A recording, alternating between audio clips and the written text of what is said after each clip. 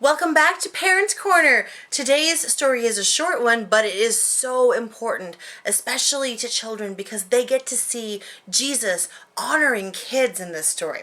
So our story comes from the book of Mark, chapter 10, verses 13 through 16. Then the little children were being brought to him in order that he might lay his hands on them and pray. The disciples spoke sternly to those who brought them.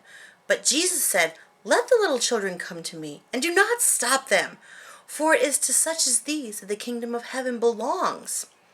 And he laid his hands on them and went on his way. So this story actually occurs in Matthew, Mark, and Luke. And in all three accounts, it's almost word for word identical. And this is such an important story because, again, we see Jesus reaching out to those who don't matter much in society. In this case, children. And because ancient Israel society is so focused around the household, children are important, but their importance is tied more to the longevity of the household than it is to their individual worth as society. Now, because of that, they really stick to the whole idea that children should be seen and not heard. Yes, kids were necessary, but nobody wanted them underfoot, especially around a teacher as important as Jesus. This is the last place a person should be bringing their kids. And yet, Jesus welcomes them with open arms, even countering the words of his disciples in the process. In Matthew's version, it says that Jesus is indignant at how the disciples are treating the children and the families. And Jesus takes this moment to teach everyone how important a childlike attitude is in heaven. He even goes so far as to say that heaven belongs to people who are like children. This is because children are pure of heart. They haven't been beaten down by society yet. They don't have decades of conflicting messages about who they're supposed to be. Children just go around being whoever they want to be. Ask a child if you can dance, and you'll get an impromptu dance recital.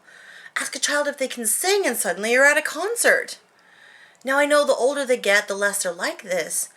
They start to become self-conscious, and they worry about what others think, especially other kids. In our world of constant connection where they're always hearing news and they're always connected with others, it's really easy for kids to get jaded at a much, much younger age. So what can we as parents do to help keep that sense of wonder and that childlike heart? First of all, let them be kids as long as possible. I know, I've had to do this with my own kids. I know that sometimes we need to place some big responsibilities on them. Sometimes they're not even ready for those responsibilities, and unfortunately, they have to take them on. But if it's even at all possible, help them stay a kid as long as you can. Second, take some time for you to be a kid with them. Now, I know we all have a lot to do. I'm talking to myself just as much as anyone here because I'm always stressed to the max, super busy, don't have time to stop and talk to anybody. But take time to be silly with them. Play hide and seek. Find the most ridiculous place you can find to hide, the most obvious place, and let them find you and let them laugh at how easy it was to find you. Play dress up. My kids and I, we dress up sometimes together. They love wearing costumes. I know kids love wearing costumes. Play dress up with them. Do silly makeup if you've got little girls. Have a tea party. Go out and play water guns with them. Spray them with a hose. Just be silly. Roll down a hill with them. Just last night, my son wanted to use our big mixing bowls to cover over the plates, kind of like cloches at a fancy restaurant, because he wanted to make a super fancy supper for everybody. And I was exhausted, and I was like, I do not want to deal with this right now. And I was like, but no. I decided to let him do it, and it really wasn't that big of a deal, except for him.